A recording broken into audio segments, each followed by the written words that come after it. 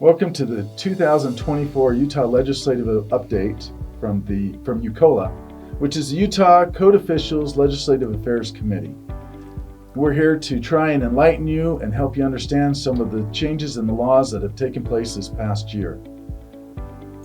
My name is Eric Miller. I'm with Farmington City. I'm Catherine Nelson. I'm from Harriman City. I'm Rob Durfee from Sandy City. I'm Thomas Peterson from the Division of Facilities Construction and Management. Jerry Thompson. I'm from West Valley City, and I'm the chair of UCOLA. Thank you for taking the time to watch this video. Hi, welcome to the 2024 Legislative Update on SB185. I'm Rob Durfee with Sandy City. Jerry Thompson with West Valley City. Rob, do you remember a whole lot of what happened during this legislative session? I do. I especially remember this bill. This was the hot topic bill. This was, wasn't it? Well, specifically, though, do you remember what we had before? I do remember what we had before. And what we had before is a lot of what's in this bill with some changes. Few things we had in this bill before was the 3 days was intact which was in 10.6.160. That all stayed in place. It had 3 days to do the inspections. This one just creates some different items. Yeah. And like I say, the big key thing here we have to remember is before the jurisdiction was the one that was going to hire the inspector. And that happened after 3 days of not being able to comply with a request for an inspection. That was the intent of the bill. That was the intent. So what changed here? And I think that's what we're really going to talk about, is trying to go through line by line of this bill to say what really came out of this, what changed from all this. First of all, this amends 4 sections of the code, and it adds a new section into the code as well. So, looking at some of those, the very first one is some definitions. We added a building permit applicant, kind of know what that is already, and a third-party inspection firm. And while we may think we know what that is, that actually comes out of this new section here in 15A1505. So be looking good to see what that is. So this is the section on fees and stuff. And within this, we have the requirement that the applicant can engage a third-party inspector if certain criteria are met, and who that would be. But the key part behind this is the jurisdiction's got to perform the inspection. Yes, this is by far the most important part, is not only just perform the inspection, perform it in a timely manner. Exactly. So contractor can choose this from this section here. We have a real good point, is that this is a big change. The contractor can choose from a list that the jurisdiction has of that third-party inspector. Now, this list kicks in on a 3-day, and we're going to talk a little bit about that later, right? So 3 business days. Let's clarify what 3 business days is. This has been probably one of the most confused parts from how cities enforce it versus what the intent of the code is. So is 3 days any day of the week? Is it only the days that my city is open? It is 3 business days. 3 business days. Except for holidays. Except for holidays. So I get a break there with holidays. You do. And also weekends don't count in that as well. Okay, that's good. So, but when do I count the 3 days from? Is it from when the contractor's calling? So the 3 days starts the day after the inspection's scheduled. And I'll use a little bit of an example here. If you call on Monday, the 3 days begins on Tuesday. So if you call on Monday, you have Tuesday, Wednesday, and Thursday to perform that inspection. So I like to look at it as today is day 0. Day 0. Because I'm not accepting really any inspections today, for the most part. So everything is, I get a day's notice. So that first day is the next day. It's tomorrow. Yes. And then 3 days from there. So what happens though if somebody calls up, say today's the 1st, and they call up and say, hey, I want an inspection on the 24th? So if they call and it's beyond the 3 days, you shall honor that day that they requested. But what if I'm busy on the 24th? You need to work it out to where you can perform that inspection that day or find some help to get that inspection on that day. Yeah, so that 3 days is going to come into play that you are then, if you're calling on for the 24th and today's the 1st, you got a lot of scheduling problems and you need some help there, among other things. But all of this kicks into play with that. So regardless if they call in on day 4 or they call in on day 24, you've still got to meet those requirements. You're going to be open for having to have a third-party inspection firm there to do some work for you. Again, this is the next section of the law that was changed. And essentially, if you have the ability to do the inspection, do it. Make it happen. Another section of the bill that also changed, it talks about disciplinary action towards an inspector. Previously, that was just done by maybe a license revocation or a reprimand in that case. This now opens up for what? This opens you up for litigation. I think it will hopefully more clarify where we're at. Okay. Yeah, so the inspector can have more action taken against them rather than just against their license and everything. They may, like I say, they may end up having possibly court proceedings against them. Or fines. If they're acting maliciously. If they're acting within their duties as they're supposed to, I think all should be well with that. And we're stuck a little bit. There we go. So, what are third-party inspection firms? And this is this whole brand new section that talks about that and kind of identifies who they are. So a couple of key points in there are that it can be a third-party inspector. It could be a corporation, or who else could it be? It could be an individual, or it could even be another city. Oh, another city, or even a county jurisdiction. Yeah. Okay. So from this bill, this portion of the bill is requiring us to create a list. And that on that list, we have to have 3 inspection firms that are approved by our jurisdiction. Now, again, those inspection firms could be individuals, could be a company, it could be another city, but we're required to do this. Now, there's an exception to this, and who would not have to have 3? Counties of the 5th and 6th class. If you're those few smaller counties, you would only need to have 1 on your list. So everybody else, and that the majority of the state, it will be 3. There's just a couple of the small, really rural counties that doesn't apply to. Yeah.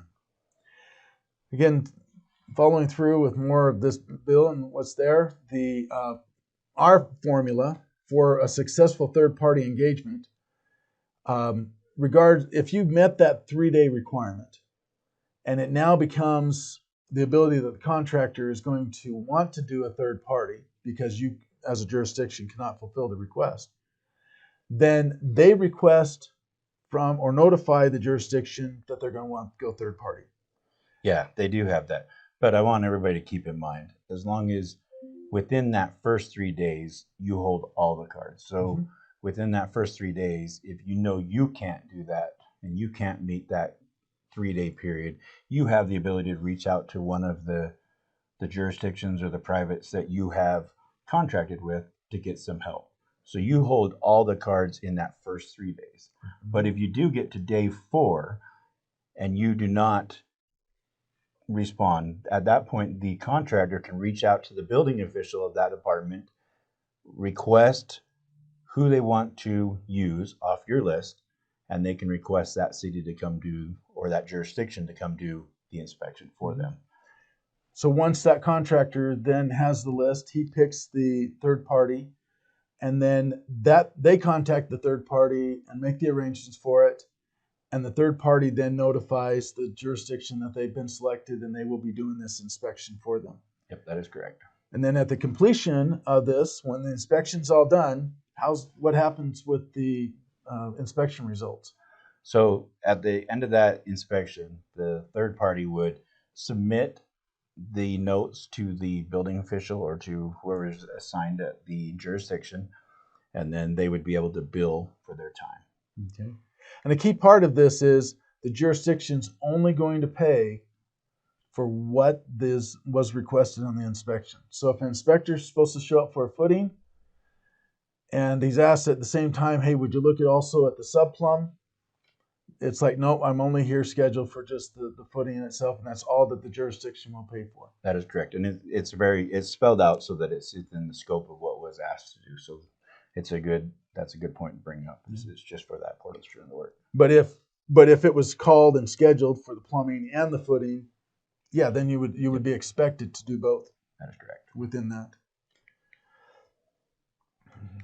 Again, following on the third party, another key part with this bill is that when the inspections are all completed and a final inspection is done on the building, a certificate of occupancy is supposed to be granted.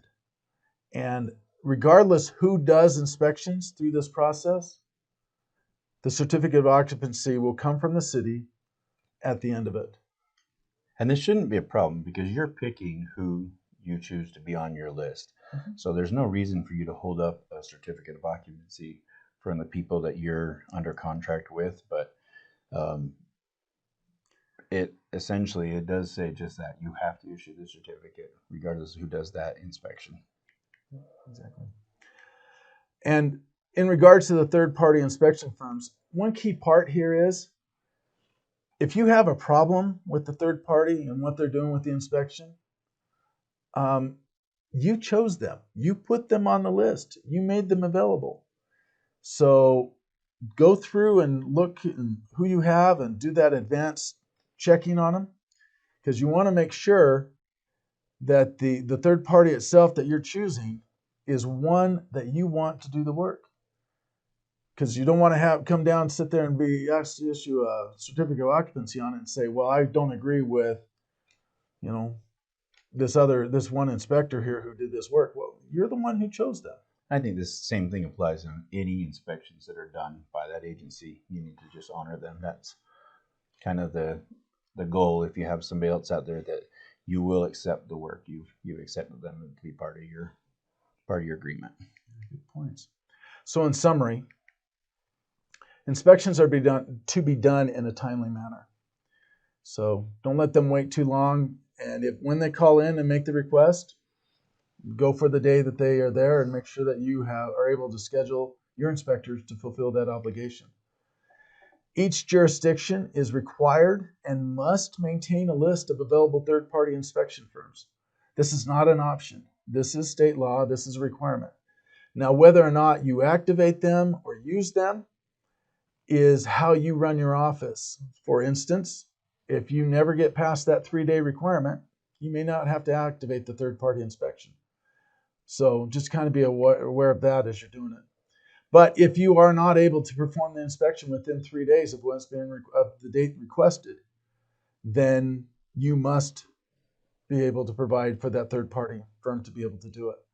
One common question we've been asked a lot, Jerry, is what is a business day? And I think we need to clarify this just a little bit farther, just to make sure everybody understands what a business day. And I'm gonna read off the bill, SB185's bill, where it talks on line 37 about what a business day is.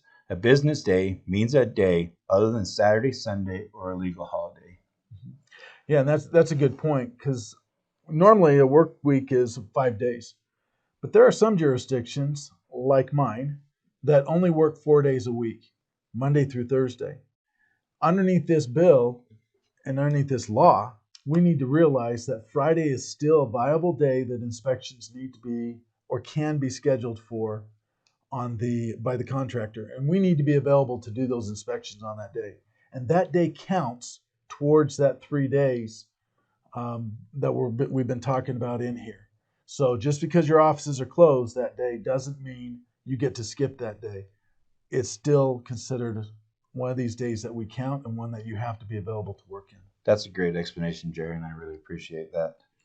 Another item that we need to address as well is being proactive with this, that we are prepared for certain circumstances that can happen on a day-to-day basis. We would normally have our staffing to be there, but there's going to be that occasion when we're not going to have the staffing there. And we need to be alert and respond to that in a timely manner and be prepared and proactive that we have those third-party inspectors ready, or whatever other agreements that we have, especially interlocal agreements that we've been doing. You've been working on an interlocal agreement recently, and how's that been going for you? The interlocal agreement has been great. We found some cities and around us that we were able to link up with that have some things that we could help each other with. We have a few cities that are really busy and a few that maybe aren't quite so busy that can help. But I think the interlocal, it goes well beyond just helping on this. It could help in a disaster and other things, but that's one of the benefits of having these agreements that we're putting in place. You know, if nothing else, this bill has been very critical in bringing about those interlocal agreements and pushing them forward. And that's an encouraging point that we would actually like to emphasize should be taken by most jurisdictions where it's possible, because it does help in the case of a disaster such as a tornado or an earthquake, or heaven forbid, a flood. So underneath those circumstances, you have the resources now that you can draw upon for those. Yeah, I think it's resources that most cities have wanted to have for a long time, and I think this is one of the bright spots of this bill that it brings out, is that ability to know that you have some other jurisdictions that you can help or can help you in a circumstance when you're in time of need. So that's one of the bright spots of this bill. And above all, Rob, I think this is your biggest point right here that you want to emphasize. I do. What this bill doesn't say in it, but what is probably the most important part of this bill and of multiple bills we've had over the last couple of years, it's customer service. We are in the business for customer service. When I bring that up, is what I'm trying to say is when a contractor can only deal with the city, they're paying money to the city and they're expecting a service to be performed. We need to do our best to do that in a timely manner, get that inspection done, and do it in the best way you can and make those relationships work. That's the part that we got to make sure is important. But what we're also not saying is don't neglect the code. You're still enforcing the code, but you're also trying to do it in a manner that is not overbearing, in a manner that is acceptable and agreeable for the information that we're trying to relay back. Yep, and without retaliation, as you know, we've all been frustrated at times, but again, it's just all about customer service. They pay for the service. We need to perform it. We need to perform it in a timely manner and do the best we can at getting it done. Well, Rob, this has been a pleasure. We're talking with you on this today. Thank you. Thanks, Jerry.